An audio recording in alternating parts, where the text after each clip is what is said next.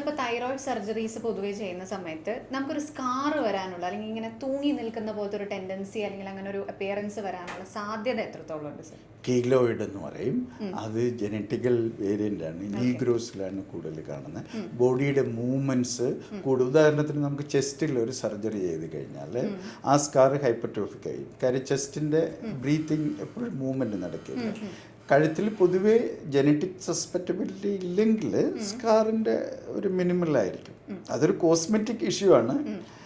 Scar ഇപ്പോഴും scar ഉണ്ടെങ്കിൽ തന്നെ ഈ കീലോയിഡ് അല്ലെങ്കിൽ ഹൈപ്പർട്രോഫി സ്കാർ എന്ന് പറയുന്നത് രണ്ടുമാണ് ബുദ്ധിമുട്ടുണ്ടാകുന്നത്.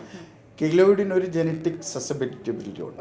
അപ്പം നമ്മൾ ആ പേഷ്യൻറ്റിൻ്റെ പ്രീവിയസ് ഹിസ്റ്ററിയോ പ്രീവിയസ് സർജറിയിലെ സ്കാറുകളൊക്കെ പരിശോധിച്ച് നമ്മൾ ഒരുപാട് പ്രിക്കഷൻസ് എടുക്കാറുണ്ട്. പക്ഷേ എന്നിരുന്നാലും പേഷ്യൻ്റ് കീലോയിഡ് ടെൻഡൻസി ഉള്ള പേഷ്യൻ്റ് സ്കാർ ഉണ്ടായിരിക്കും.